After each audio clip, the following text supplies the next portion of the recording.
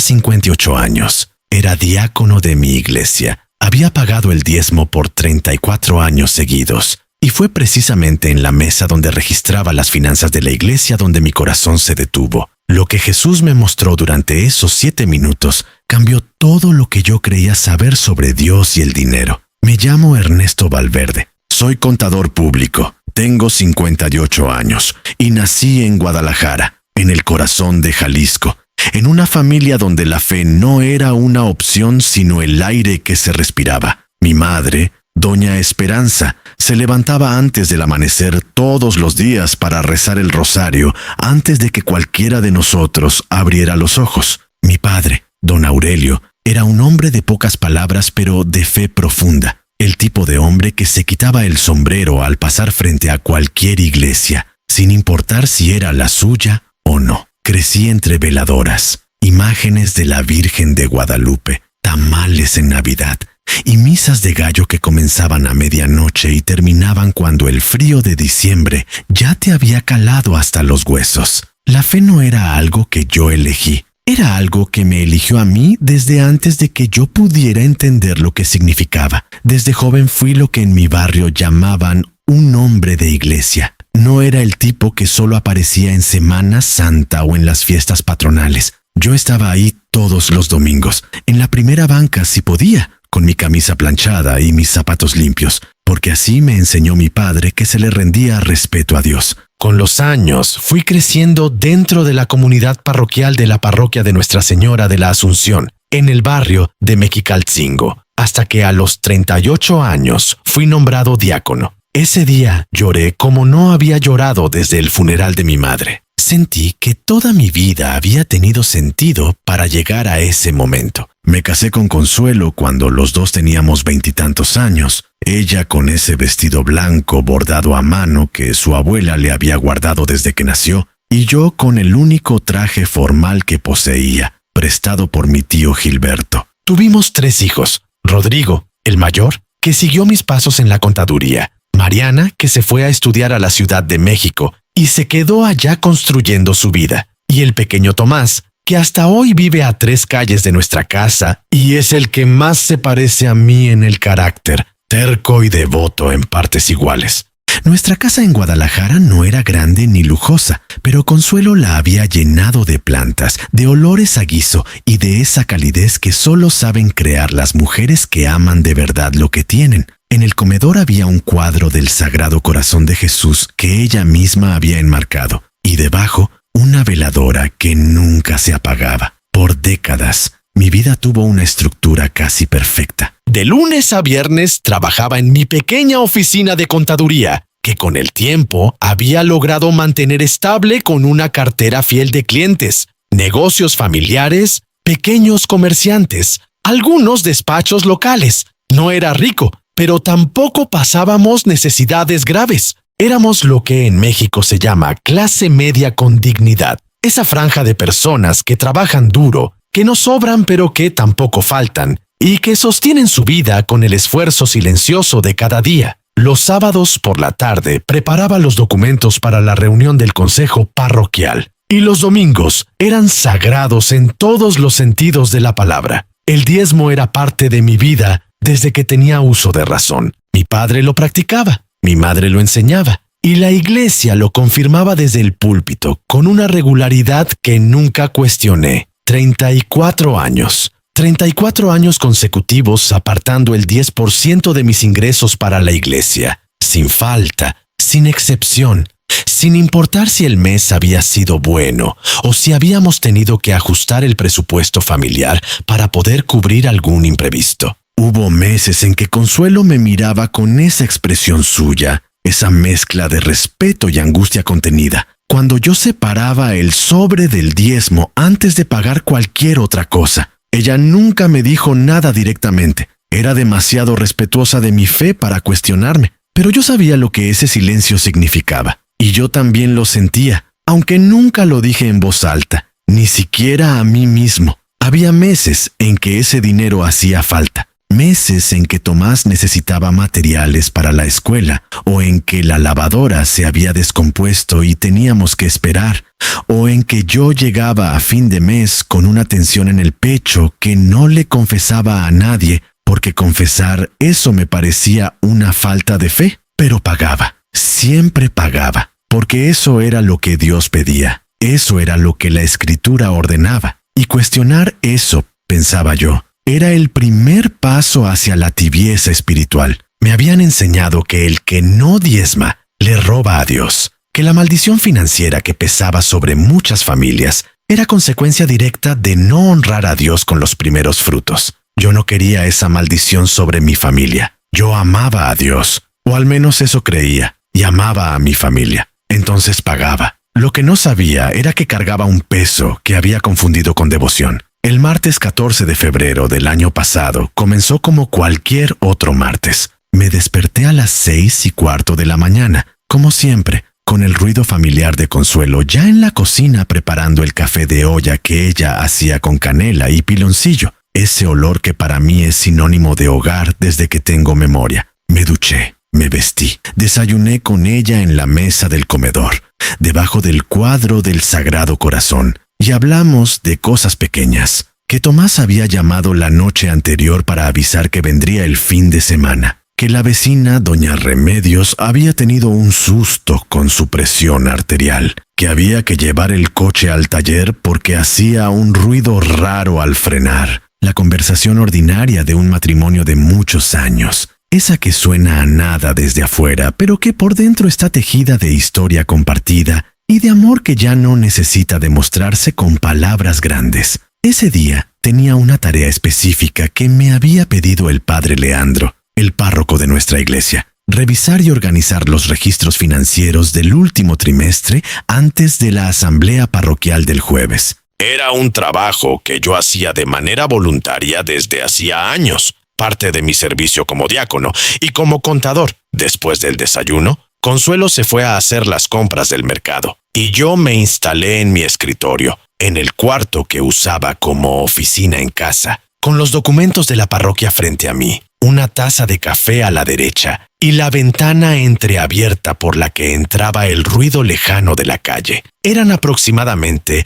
las 9:30 de la mañana. Recuerdo haber abierto la carpeta con los estados de cuenta. Recuerdo haber tomado mi bolígrafo. Recuerdo haber visto las primeras columnas de cifras y haber pensado, de manera fugaz y casi inconsciente, en un par de irregularidades menores que tendría que consultar con el padre Leandro. Y luego recuerdo una presión enorme, súbita, aplastante, en el centro del pecho, como si alguien hubiera puesto una piedra muy grande exactamente sobre mi esternón y hubiera empujado hacia abajo con toda su fuerza. Antes de que pudiera comprender lo que estaba ocurriendo, el brazo izquierdo se me entumió de una forma que nunca había sentido. No un hormigueo, sino una ausencia total de sensación, y el bolígrafo cayó de mi mano sin que yo pudiera evitarlo. Quise gritar el nombre de Consuelo. No sé si lo hice. No sé si algún sonido salió de mi boca. Lo último que recuerdo de ese lado de la vida es la carpeta con los documentos de la iglesia inclinándose frente a mis ojos mientras yo me iba hacia un lado, y el golpe del suelo que no sentí porque para cuando llegué a él ya no estaba del todo ahí. Consuelo llegó del mercado 40 minutos después. Encontró las bolsas del mandado tiradas en la entrada porque las soltó al verme en el suelo de la oficina. Me dijo después, cuando ya pude escucharla, que gritó mi nombre varias veces antes de reaccionar, que sus manos temblaban tanto que marcó mal el número de emergencias la primera vez, que mientras esperaba a los paramédicos se arrodilló a mi lado y me sostuvo la cabeza entre sus manos y rezó en voz alta el Padre Nuestro, el Ave María, y luego ya no supo qué más rezar y simplemente repitió mi nombre una y otra vez como si eso pudiera traerme de vuelta. Los paramédicos llegaron en 11 minutos. Mi corazón había dejado de latir. Durante 7 minutos, Ernesto Valverde, contador público, diácono, esposo, padre, hombre de fe, no estuvo en este mundo. Y lo que ocurrió en esos 7 minutos Es lo que he venido a contarles. Lo primero que noté fue que no había dolor. Eso fue lo que me sorprendió antes que cualquier otra cosa, antes de entender dónde estaba o qué estaba ocurriendo. El dolor que había sentido en el pecho, esa presión brutal que me había aplastado como una losa en cuestión de segundos, había desaparecido por completo. No se había calmado, no se había reducido, había desaparecido. Y en su lugar había algo que no sé cómo describir con precisión porque el español, con todo lo rico que es, no tiene palabras exactas para lo que yo experimenté. Era una ausencia de peso, como si durante 58 años yo hubiera cargado algo muy pesado sin saberlo, y de repente alguien me hubiera quitado esa carga de los hombros sin pedirme permiso. Me encontré flotando. No es una metáfora. No es la manera poética de describir algo que no entiendo. Estaba literalmente flotando, a una altura que calculo de unos 2 metros sobre el suelo, en el mismo cuarto donde había estado trabajando segundos antes, o quizás minutos. No tenía manera de saberlo. Abajo podía ver mi propio cuerpo. Estaba tirado de lado, con un brazo doblado debajo del torso de una manera que en condiciones normales habría sido incómoda, con la mejilla apoyada contra el suelo de madera de mi oficina. La carpeta con los documentos de la parroquia estaba esparcida a mi alrededor. El bolígrafo había rodado hasta quedar debajo del escritorio. La taza de café seguía en su lugar, todavía con vapor saliendo de ella, lo que me hizo entender que no había pasado mucho tiempo. Me miré a mí mismo desde arriba con una calma que todavía me resulta inexplicable. No sentí miedo, no sentí pánico. Sentí algo parecido a la curiosidad, la misma sensación extraña y tranquila que uno tiene cuando ve algo que no comprende, pero que tampoco lo amenaza. Me vi a mí mismo en el suelo y pensé, con una claridad sorprendente, ese soy yo. Y sin embargo, yo estaba aquí arriba, mirando. Los dos hechos coexistían en mi mente sin generar ninguna contradicción que yo necesitara resolver urgentemente. Escuché la puerta de la entrada. Escuché el ruido de las bolsas del mercado cayendo al suelo. Escuché la voz de Consuelo. Verla entrar al cuarto fue lo más cercano al dolor que sentí en todo ese tiempo. No porque yo sufriera, sino porque ella sí. La vi detenerse en la entrada de la oficina. La vi llevarse las manos a la boca. La vi correr hacia mí, hacia mi cuerpo, y arrodillarse a mi lado con una velocidad que nunca le había visto a ella, que camina despacio y con cuidado desde que le operaron la rodilla hace algunos años. Me llamó por mi nombre varias veces, con una urgencia que fue creciendo en intensidad cada vez que yo no respondía. Quise decirle que estaba bien. Quise decirle que no se asustara, que yo estaba justo ahí arriba, que podía verla y que estaba perfectamente, pero no había manera de hacerlo. Ella no podía escucharme. Yo no tenía voz en ese estado, o si la tenía, no operaba en el mismo plano que el de ella. La vi marcar el número de emergencias con las manos temblando. La vi equivocarse y volver a marcar. La escuché dar la dirección con una voz que se quebraba en cada sílaba, y luego la vi hacer lo que siempre hace cuando no tiene más recursos humanos disponibles: rezar. Se arrodilló junto a mi cuerpo. Me tomó la cabeza entre sus manos con una ternura que después me hizo llorar cuando lo recordé ya de vuelta en el hospital, y comenzó a rezar en voz alta el Padre Nuestro, el Ave María, y luego solo mi nombre, una y otra vez,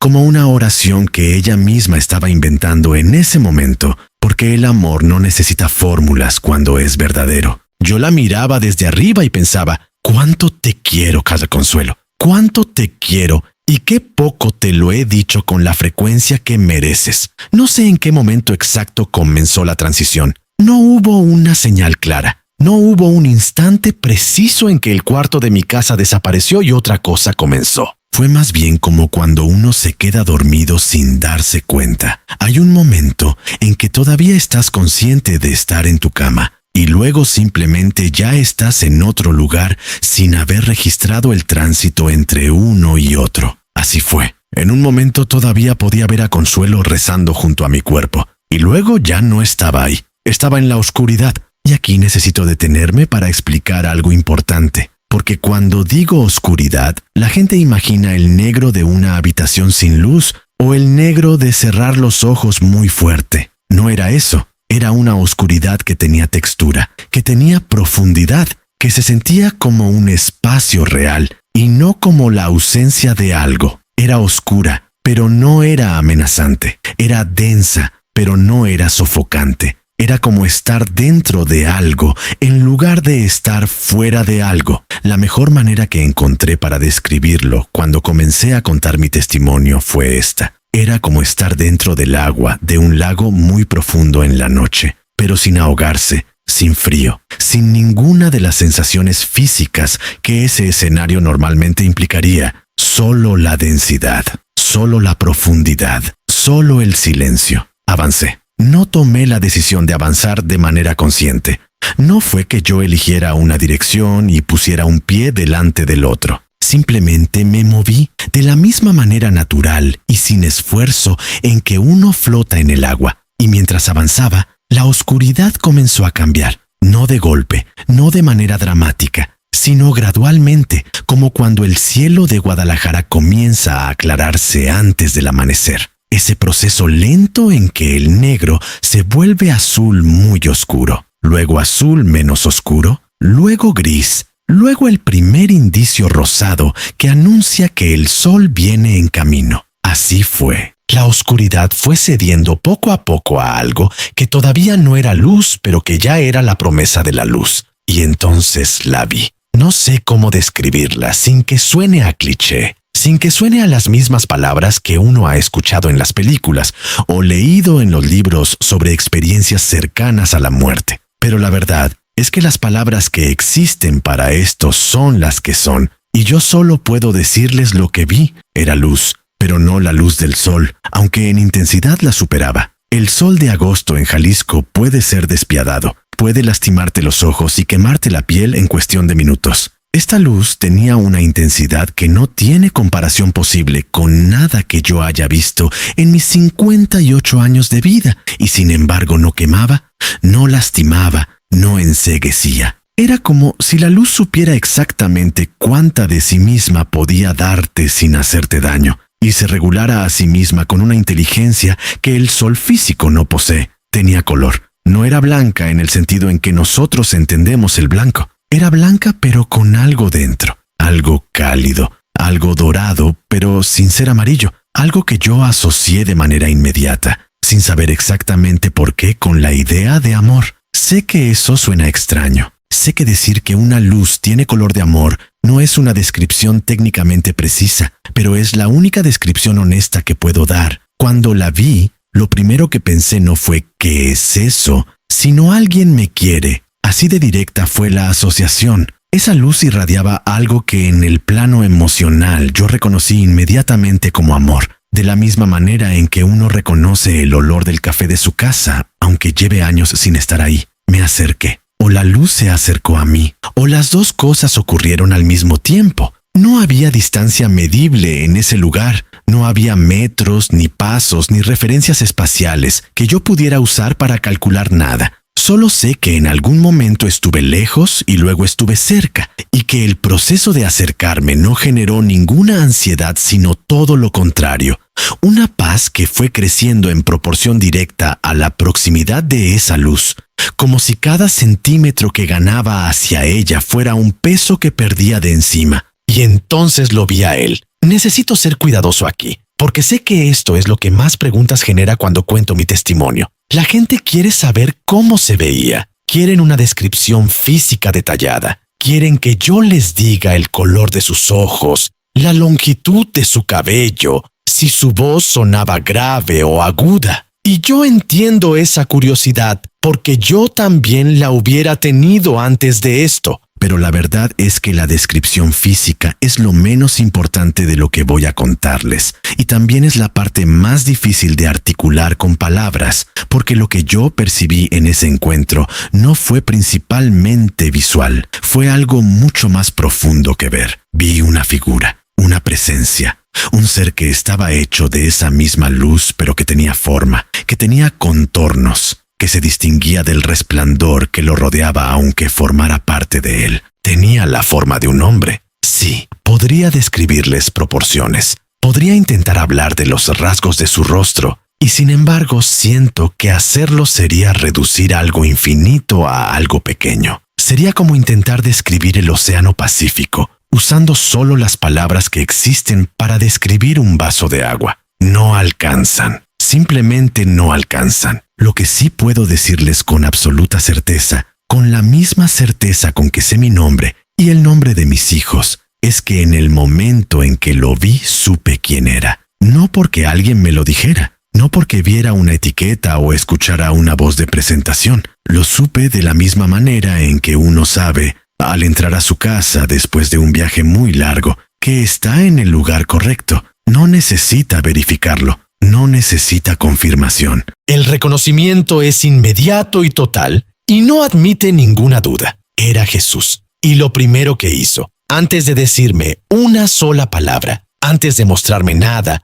antes de comenzar la conversación que cambiaría todo lo que yo creía saber sobre mi fe y sobre mi vida, fue mirarme, solo mirarme. Y en esa mirada estaba todo. Estaba cada uno de mis días. Estaba cada decisión que yo había tomado. Cada error que había cometido, cada momento de genuina bondad y cada momento de mezquindad que yo creía haber escondido de todos, incluido de mí mismo. Estaba mi infancia en Jalisco, estaba mi matrimonio con Consuelo, estaban mis hijos, estaba cada domingo en la iglesia, estaba cada sobre del diezmo que yo había entregado con los dientes apretados en los meses difíciles. Todo estaba en esa mirada. Y sin embargo, no había juicio en ella, no había condena, no había la frialdad de un tribunal ni la distancia de un juez. Había amor, un amor tan completo y tan antiguo y tan personal que me hizo entender en un instante que yo nunca había sido desconocido para él,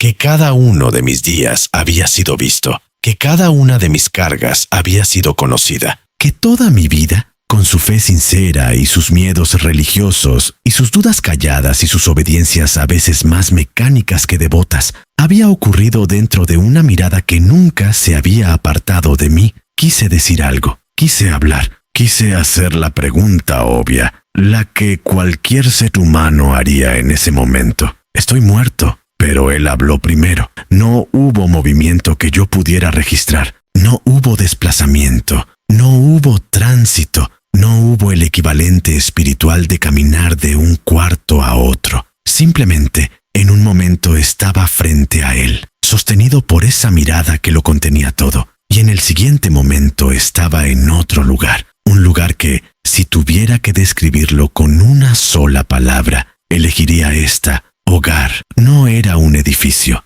No era una habitación con paredes y techo y piso como los que yo conocía. Era un espacio que se extendía en todas direcciones sin límite visible y sin embargo no generaba la sensación de vastedad fría que uno esperaría de algo sin fronteras. Todo lo contrario, había una intimidad en ese lugar que yo no podía explicar racionalmente. La misma intimidad que existe en la cocina de la casa de la madre de uno, ese espacio que no necesita ser grande para sentirse infinitamente seguro. Era enorme y era íntimo al mismo tiempo, y esa contradicción no me molestaba porque en ese lugar las contradicciones parecían simplemente dejar de ser contradicciones. La luz seguía presente, no como una fuente puntual, no como el sol o una lámpara que ilumina desde un lugar específico, sino como algo que impregnaba el ambiente de manera uniforme, que salía de todas partes y de ninguna en particular,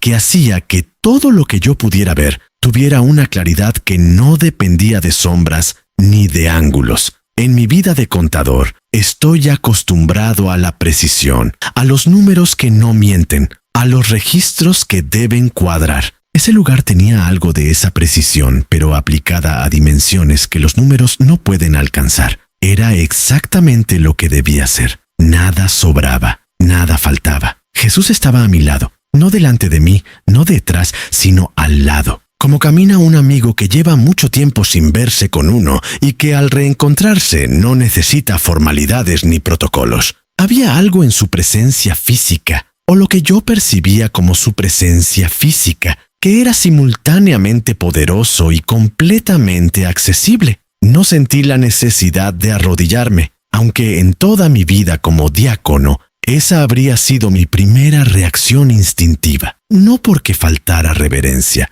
sino porque la reverencia que yo sentía no cabía en un gesto, era algo que ocupaba todo mi ser y no necesitaba una postura corporal para expresarse. Entonces apareció. No sé cómo describirlo de otra manera. Apareció frente a nosotros algo que yo solo puedo llamar el libro de mi vida, aunque esa expresión tampoco captura exactamente lo que fue. No era un libro en el sentido físico, no era páginas encuadernadas que alguien hojeara. Era más bien como si el espacio frente a mí se convirtiera en una pantalla viva, en algo que contenía escenas, momentos, fragmentos de mi existencia entera, y que los desplegaba con una fidelidad que superaba cualquier tecnología que yo pudiera imaginar. No eran recuerdos en el sentido en que nosotros experimentamos los recuerdos, esas imágenes borrosas y editadas por el tiempo que recuperamos con esfuerzo. Eran los momentos mismos, completos, con todo su peso emocional original intacto.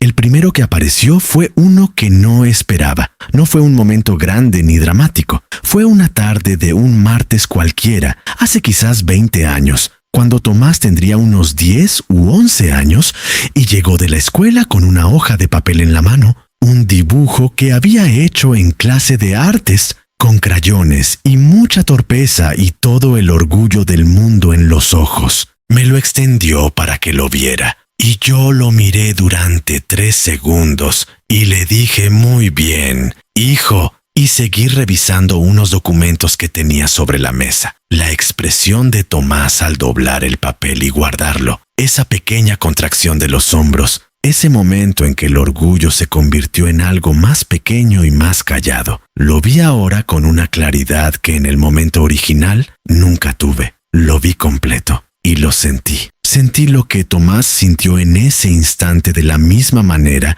en que uno siente su propio dolor, no como una observación externa, sino desde adentro. Quise decir algo, quise pedir perdón ahí mismo, en ese lugar, a ese Tomás de 10 años que ya no existía excepto en ese momento preservado. Pero Jesús no me detuvo ni me apuró, solo estaba ahí, a mi lado. Y yo entendí que el propósito de ver esas escenas no era el castigo ni la humillación, era la comprensión. Era ver mi propia vida con los ojos abiertos de verdad, sin las justificaciones y los filtros y las narrativas convenientes con que todos cubrimos nuestros errores para poder seguir viviendo con nosotros mismos. Las escenas continuaron. Algunas eran luminosas, genuinamente hermosas. Vi la noche en que nació Rodrigo y yo sostuve ese bulto pequeño y arrugado y caliente por primera vez y sentí algo que rompió todos los esquemas que yo tenía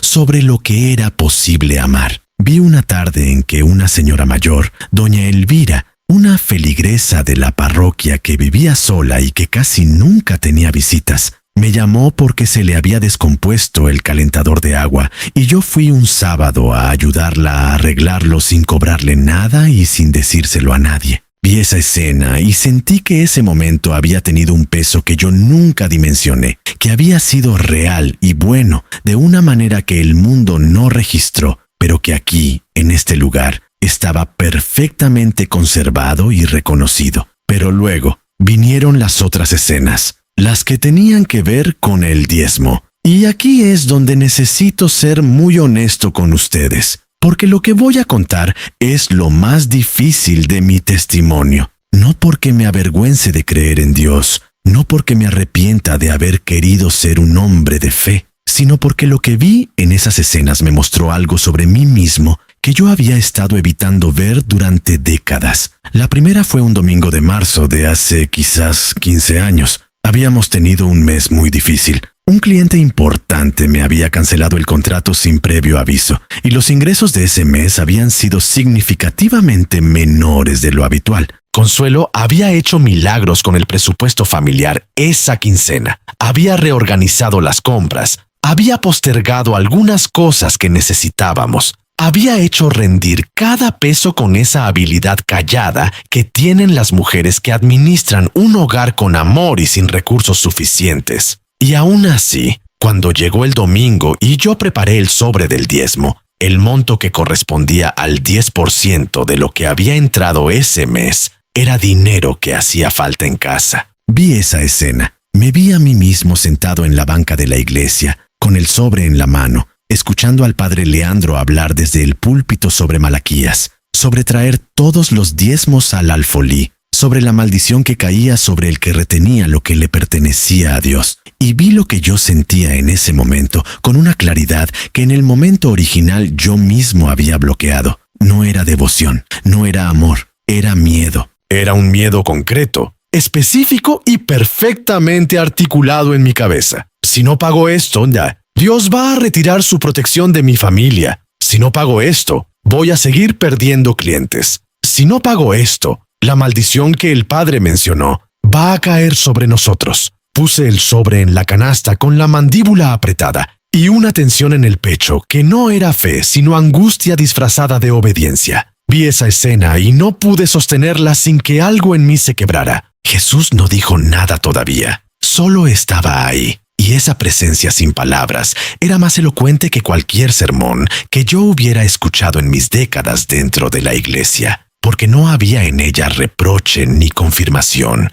solo una especie de espacio abierto en el que yo podía ver las cosas como realmente habían sido. La segunda escena fue más reciente. Hace apenas 2 años, cuando Mariana, mi hija que vive en la Ciudad de México, pasó por una crisis económica seria después de que el negocio donde trabajaba cerró de manera abrupta. Me llamó llorando un miércoles por la noche, algo que Mariana casi nunca hace porque heredó de mí esa tendencia a guardar las dificultades para uno mismo. Me dijo que no había podido pagar la renta de ese mes y que no sabía qué iba a hacer. Yo le dije que no se preocupara, que algo íbamos a resolver, y cuando colgué me puse a revisar las cuentas para ver cuánto podía enviarle. Vi ese momento, me vi haciendo los cálculos, y vi algo que en el momento yo había racionalizado de una manera que ahora, desde este lugar, y con esta claridad, no podía sostener. Antes de calcular cuánto podía enviarle a mi hija, verifiqué que el diezmo del mes ya estuviera apartado, y el dinero que le envié a Mariana fue lo que quedó después de eso.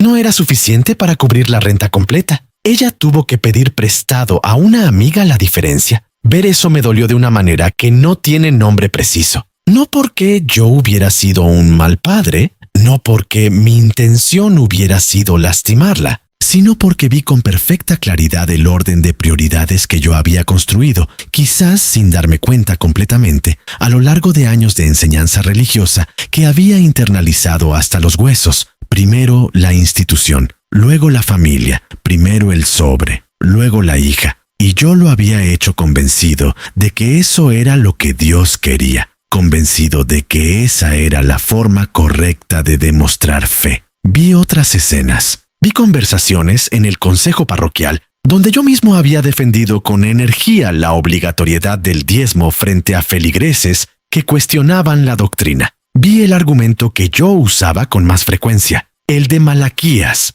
el de los diezmos al alfolí, el de probar a Dios en esto. Vi las caras de las personas a las que yo se lo decía, gente con menos recursos que yo, familias que vivían con márgenes más estrechos, personas que me miraban con una mezcla de culpa y sometimiento que yo entonces interpretaba como convicción espiritual, pero que ahora reconocía como otra cosa. Como el efecto del miedo sobre personas que genuinamente querían hacer lo correcto, pero no tenían las herramientas para cuestionarlo. Y entonces Jesús habló, no con una voz que viniera de afuera, no con el tipo de sonido que uno escucha con los oídos. Era más bien como si las palabras aparecieran directamente en mi comprensión, como si el pensamiento y el lenguaje fueran la misma cosa en ese lugar. Como si la comunicación no necesitara el rodeo del aire y las cuerdas vocales y los tímpanos para llegar de un ser a otro. Me dijo, Ernesto, ¿cuántos de esos años amaste y cuántos obedeciste por miedo? No era una acusación.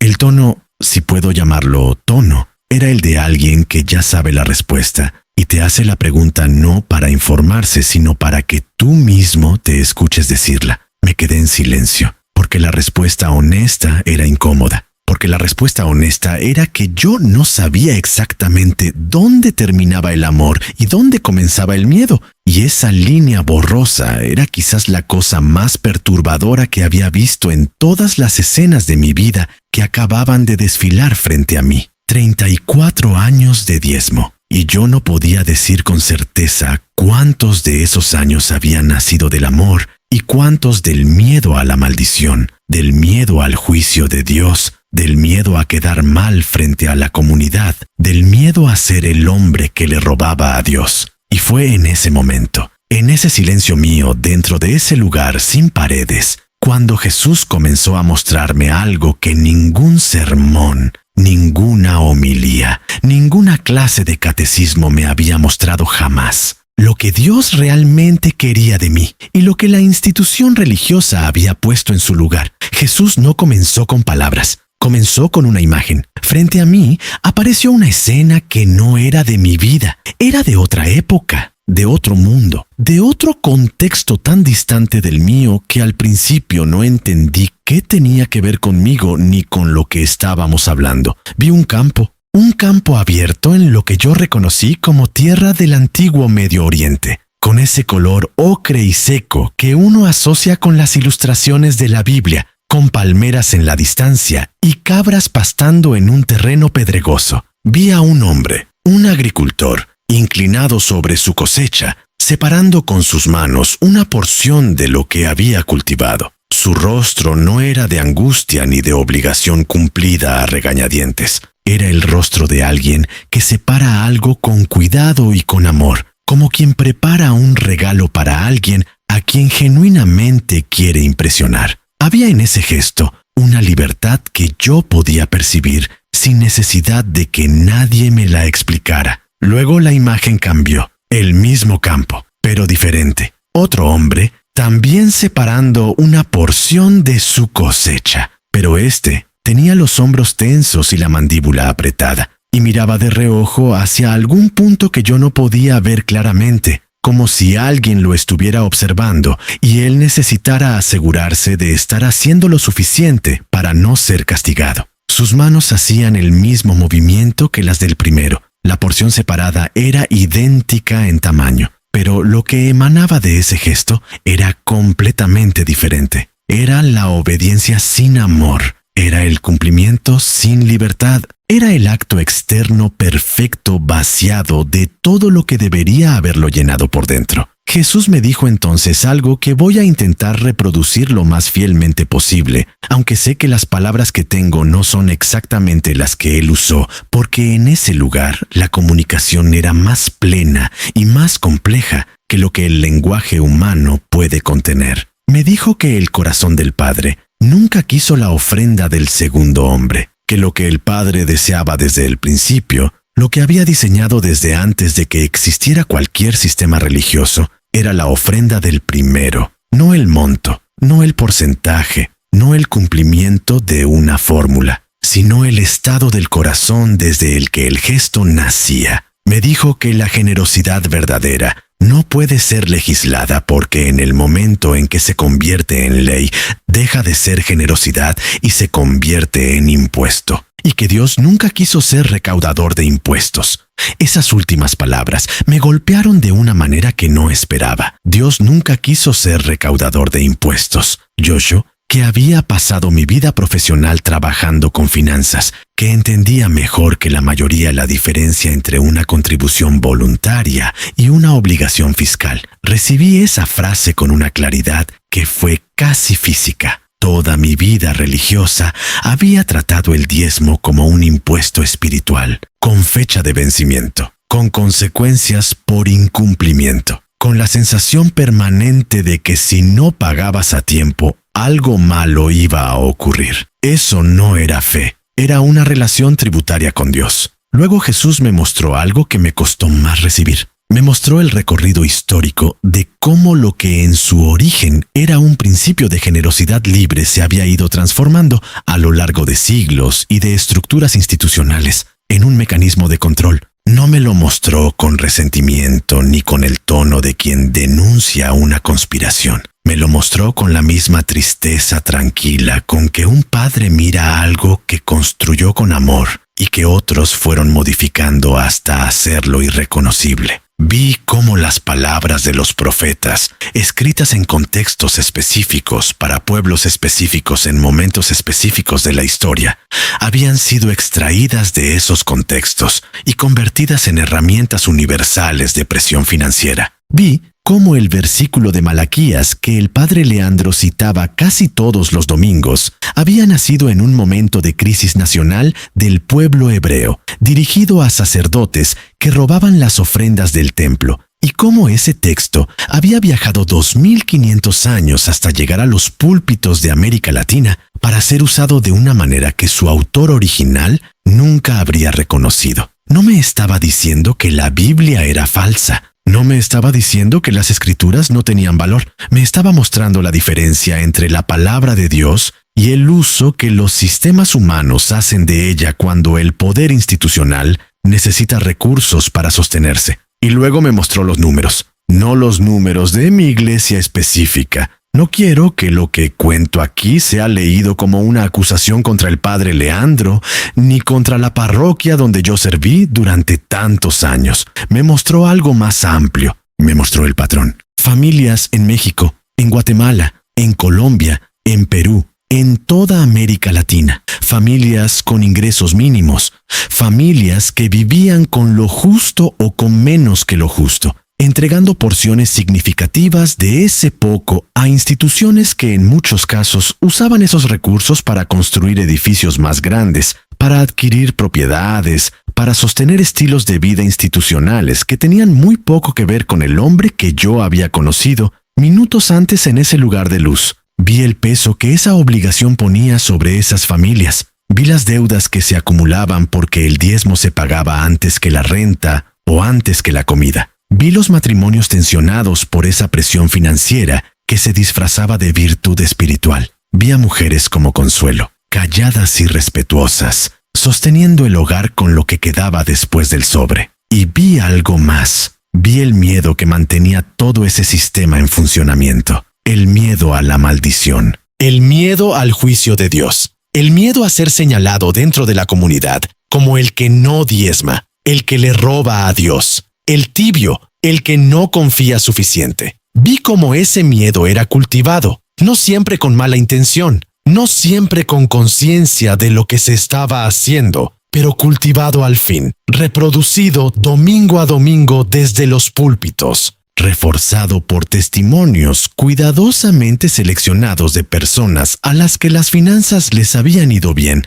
después de comenzar a diezmar. Silenciados los testimonios de los que diezmaban fielmente y seguían en dificultades, porque esos testimonios no servían a la narrativa. Fue en ese punto donde yo me quiebré. No lo pude contener. En ese lugar, en esa presencia, con toda esa claridad desplegada frente a mí sin posibilidad de evasión ni de racionalización conveniente, algo en mí se rompió de una manera que no era destructiva, sino liberadora. Como cuando una presión que ha estado acumulándose demasiado tiempo finalmente encuentra por dónde salir. Lloré. No sé si en ese estado uno llora con lágrimas físicas. No sé si ese proceso biológico existe en ese plano, pero lo que yo experimenté fue el equivalente completo del llanto, con toda su intensidad y todo su peso emocional. No lloraba porque hubiera sido una mala persona. No lloraba por culpa en el sentido en que normalmente entendemos la culpa. Lloraba porque vi la distancia. La distancia entre lo que yo había creído que era mi relación con Dios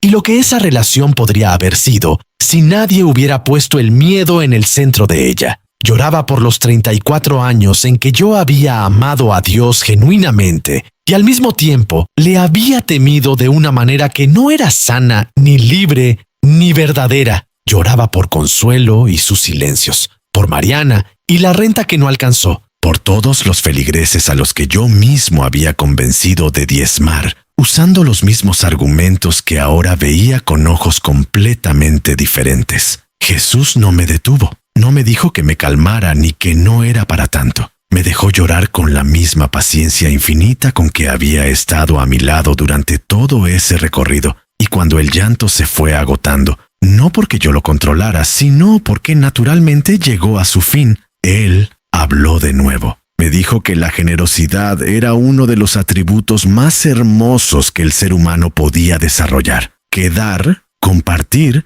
sostener al otro con los propios recursos era una de las formas más directas de parecerse al Padre, que da sin medida y sin condición y sin factura posterior, que la intención del principio de la ofrenda era crear personas con corazones abiertos y manos abiertas, personas que encontraran genuina alegría en contribuir al bienestar de los que los rodeaban, que esa intención era hermosa y era real, y no había que tirarla por la borda junto con el sistema que la había distorsionado. Pero me dijo también que la ofrenda que nace del miedo no llega al Padre de la manera en que el que da cree que llega, que el Padre no recibe con el mismo valor una ofrenda arrancada por el terror a la maldición que una ofrenda entregada con libertad y con alegría, aunque sea 10 veces más pequeña en monto, que el Padre mira el corazón primero y el sobre después, y que en muchos casos el sobre llega lleno y el corazón llega vacío, y que eso no es lo que el Padre quiso nunca. Me dijo algo que se quedó grabado en mí con una profundidad que ninguna otra frase de mi vida ha alcanzado. Me dijo: el que da porque ama ya cumplió. El que da porque teme todavía no ha empezado. Me quedé en silencio con esa frase. La sentí acomodarse en algún lugar dentro de mí que había estado esperando exactamente esas palabras sin saber que las esperaba. 34 años de diezmo. Y según esa frase, una buena parte de esos años yo todavía no había empezado. No porque no hubiera dado, sino porque no había dado desde el lugar correcto. Luego me preguntó algo que también me costó responder. Me preguntó si yo recordaba algún momento en que hubiera dado algo, no necesariamente dinero, desde un lugar de alegría pura, sin calcular, sin pensar en consecuencias, sin medir si estaba cumpliendo con el porcentaje correcto. Y sí, los recordaba. Recordé a doña Elvira y el calentador de agua. Recordé una Navidad en que sin decírselo a nadie le pagué los útiles escolares a los hijos de un empleado de la parroquia que estaba pasando por una situación difícil. Recordé pequeños gestos a lo largo de mi vida que no habían tenido nada que ver con sobres, ni con porcentajes, ni con el padre Leandro citando a Malaquías. Jesús me dijo: eso es lo que el Padre buscó siempre. Y luego añadió algo que reorganizó completamente la manera en que yo entendía la relación entre la fe, el dinero y la institución religiosa. Me dijo que las iglesias necesitan recursos para funcionar y que eso es legítimo y real. Que sostener una comunidad, mantener un espacio de encuentro, pagar a quienes dedican su vida al servicio, tienen costos concretos que alguien debe cubrir. Que la contribución a esas necesidades es noble y válida y puede nacer de un lugar genuinamente generoso, pero que existe una diferencia fundamental entre invitar a alguien a contribuir libremente a algo que valora y amenazarlo con consecuencias divinas si no lo hace. Que la primera forma construye comunidades de amor, que la segunda construye instituciones de miedo, y que él nunca pidió que se construyeran instituciones de miedo en su nombre. Esas palabras me dolieron de una manera específica porque yo había sido parte de esa construcción, no como arquitecto principal, no con intención maliciosa, pero sí como un ladrillo más en la pared.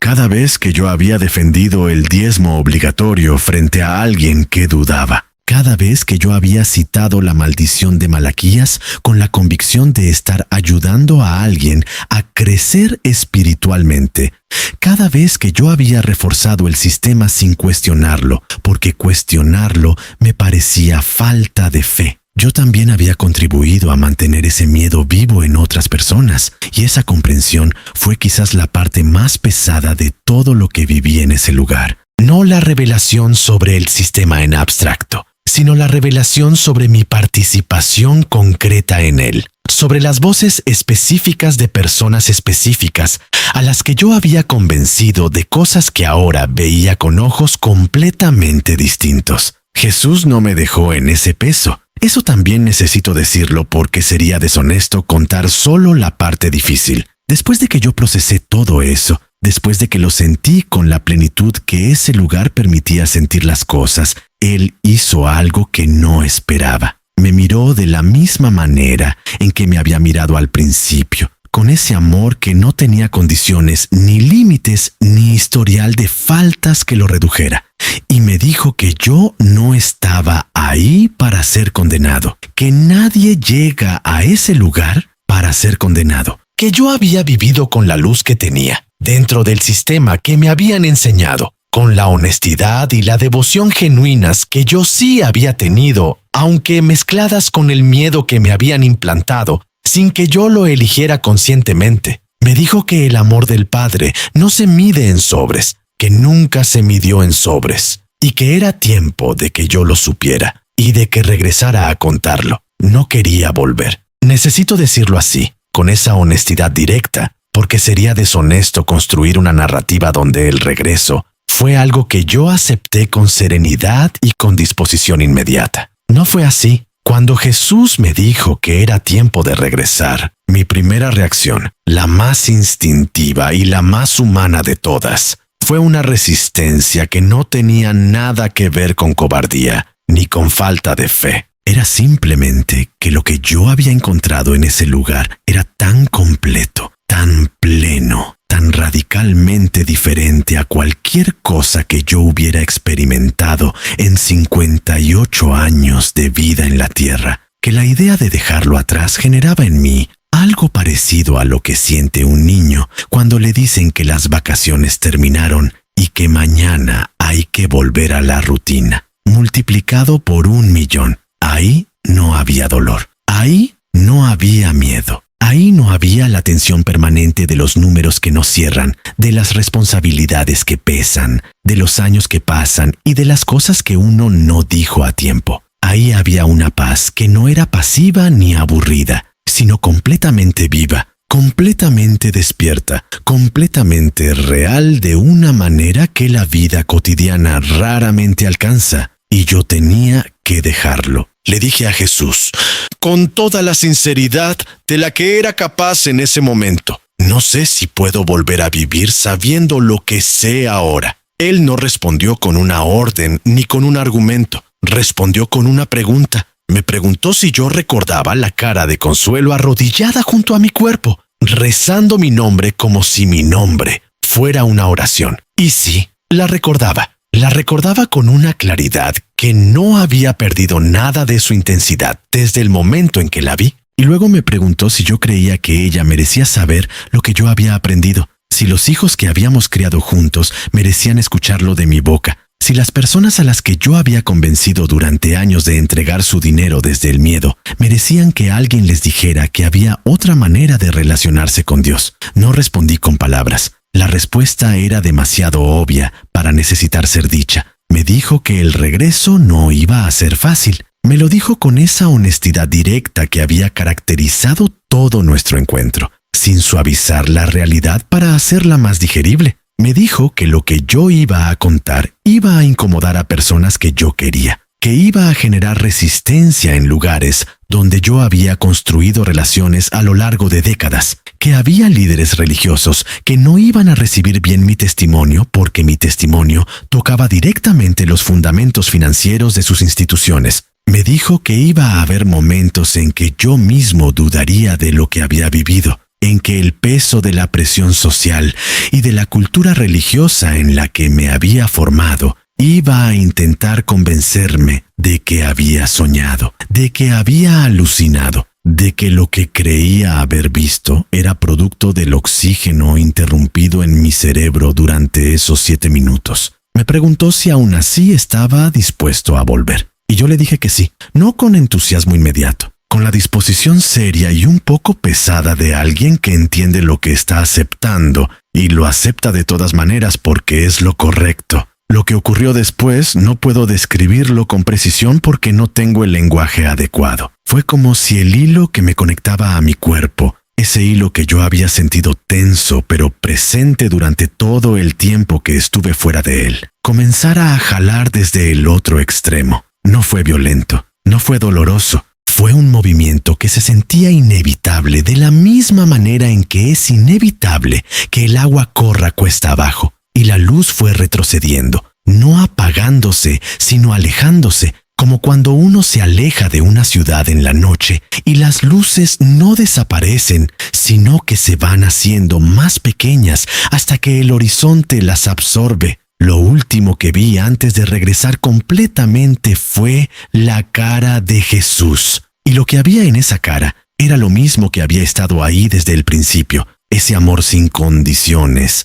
sin historial, sin factura. Ese amor que yo había buscado toda mi vida dentro de la religión y que había encontrado, finalmente y de manera completa, en el momento en que clínicamente había dejado de existir. Después hubo oscuridad y luego hubo dolor. El dolor fue lo primero que me confirmó que había regresado. Un dolor en el pecho que era completamente diferente al que había sentido antes del colapso. No la presión aplastante de un corazón que falla, sino el dolor sordo y distribuido de un cuerpo que ha sido sometido a una resucitación, que ha tenido manos extrañas comprimiéndole el esternón con fuerza repetida durante minutos interminables. Sentí ese dolor y pensé, con una claridad extraña para alguien que acababa de volver de donde yo venía: estoy vivo. Y el pensamiento no fue de alivio inmediato, sino de algo más complejo,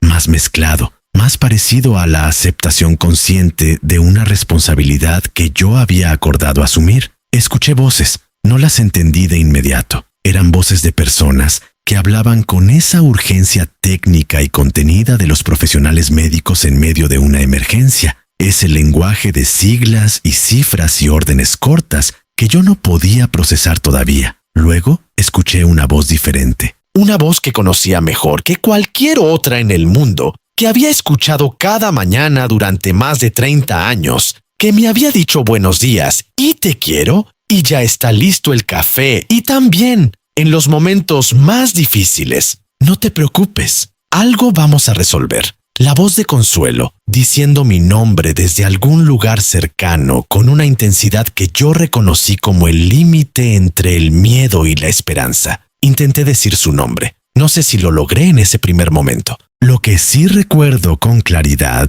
es que en algún punto abrí los ojos y lo primero que vi fue el techo de lo que después identificaría como la sala de urgencias del Hospital Civil de Guadalajara, blanco y con luces fluorescentes que me parecieron brutalmente intensas después de la luz que acababa de dejar atrás. Y luego, moviéndose hacia mi campo de visión con una velocidad que delataba que llevaba un buen rato esperando ese momento. La cara de Consuelo estaba llorando. No ese llanto silencioso y contenido que ella usualmente prefería cuando algo la afectaba profundamente. Estaba llorando de una manera abierta y sin defensa, con los ojos hinchados y enrojecidos de lo que claramente eran horas de lágrimas, con el cabello que se había soltado del moño que siempre usaba, con esa expresión en el rostro que yo nunca le había visto antes y que no necesitaba traducción.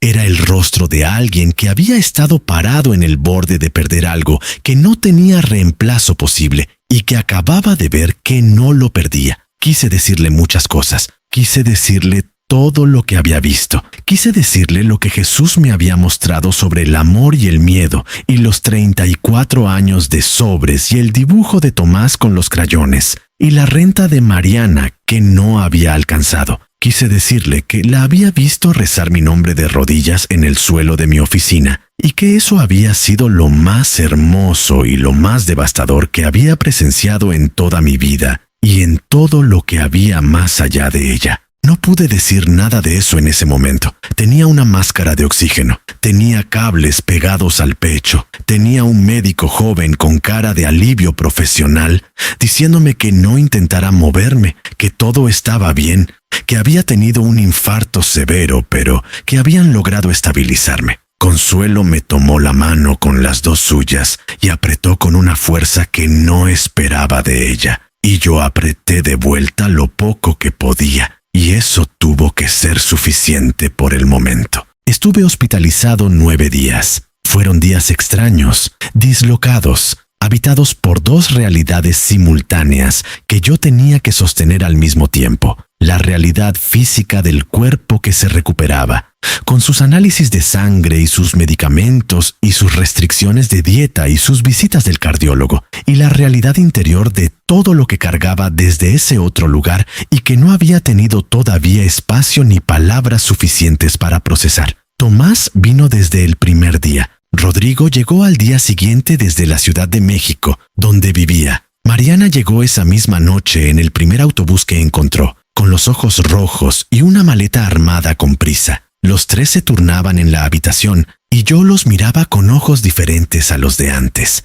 con esa mirada que uno solo desarrolla cuando ha estado cerca de perderlo todo y ha regresado con la certeza de cuánto valía. El padre Leandro vino a visitarme al tercer día. Fue una visita amable, llena de las frases correctas, de las oraciones apropiadas, del calor pastoral que él genuinamente sabía ofrecer. Y yo lo escuché y lo recibí con afecto real, porque a ese hombre yo lo había querido durante años y ese afecto no había desaparecido. Pero mientras lo escuchaba hablar, sentía por primera vez en mi vida una distancia entre lo que él decía y lo que yo sabía. Una distancia que antes no existía porque antes yo y él habitábamos el mismo universo conceptual sin cuestionarlo. Ahora yo habitaba otro lugar y todavía no sabía cómo cruzar ese espacio sin romper cosas que me importaban. Los meses que siguieron fueron los más intensos de mi vida adulta, y eso incluye el nacimiento de mis hijos y la muerte de mis padres. La transformación no fue un evento sino un proceso, lento y a veces doloroso, de revisar cada creencia, cada práctica, cada hábito espiritual que yo había construido durante 5 décadas y pasarlo por el filtro de lo que había visto en ese lugar. Algunas cosas sobrevivieron ese filtro sin ningún problema. Mi amor por Dios, que siempre había sido real aunque mezclado con miedo, se fue purificando de manera gradual hasta quedarse con lo que siempre había sido su núcleo genuino. Mi devoción a la oración se profundizó de una manera que no esperaba, pero se volvió completamente diferente en su textura. Más conversacional, más honesta, menos ritual. Mi sentido de comunidad, de pertenecer a algo más grande que yo mismo, permaneció intacto. Lo que no sobrevivió fue el miedo. El miedo a la maldición financiera. El miedo a Dios como recaudador de impuestos. El miedo a cuestionar lo que la institución decía porque cuestionarlo era señal de tibieza espiritual. Esos miedos se fueron vaciando poco a poco, como recipientes que tienen un agujero en el fondo, hasta que un día me di cuenta de que habían desaparecido sin que yo pudiera identificar el momento exacto en que se fueron. El momento más difícil llegó 4 meses después del infarto, cuando me reuní con el padre Leandro y le conté lo que había vivido. Se lo conté completo, sin suavizarlo, sin omitir las partes que sabía que iban a ser incómodas. Lo escuché en silencio durante casi media hora, con esa quietud suya que siempre había interpretado como señal de profundidad espiritual,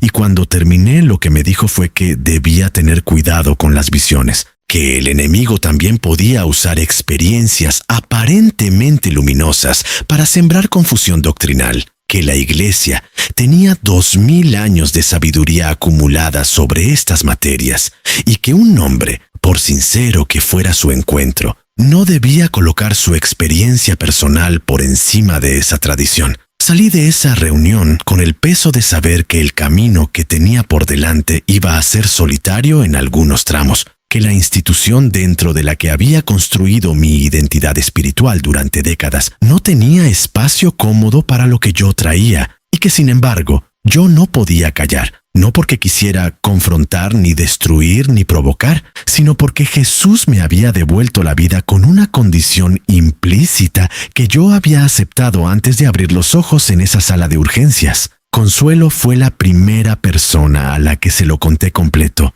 Una noche, sentados en la cocina, con el café de olla que ella siempre preparaba y el cuadro del Sagrado Corazón en el comedor al fondo, le conté cada detalle. Ella me escuchó sin interrumpirme, con esa capacidad suya de escuchar de verdad que yo había dado por descontada demasiadas veces. Cuando terminé, se quedó en silencio un momento. Luego me dijo: yo siempre supe que algo estaba mal con el miedo. Nunca supe cómo decírtelo sin que sintieras que te estaba fallando en la fe. 30 y tantos años de silencio de consuelo, porque ella me amaba y no quería hacerme daño. Y yo había interpretado ese silencio como acuerdo. Eso también me lo llevé. Hoy vivo diferente. No de manera perfecta, no de manera que yo sienta que he llegado a algún destino final, sino diferente en lo que importa. Doy más que antes en términos reales, porque doy desde un lugar que no está habitado por el miedo, sino por algo que genuinamente se parece al amor. Doy cuando veo una necesidad concreta frente a mí. Doy a personas, no solo a instituciones. Doy sin calcular si estoy cumpliendo el porcentaje correcto. Y cuando doy siento algo que en 34 años de diezmo obligatorio no había sentido nunca: alegría. Una alegría simple y directa, sin mezcla de alivio por haber evitado la maldición. Cuento mi testimonio porque Jesús no me devolvió la vida para que yo me quedara callado. Me lo dijo con esa claridad que no admite negociación. Y yo aprendí, en esos 7 minutos que cambiaron todo, que la obediencia que nace del amor es la única obediencia que llega a destino. Todo lo demás es solo miedo con ropa de domingo.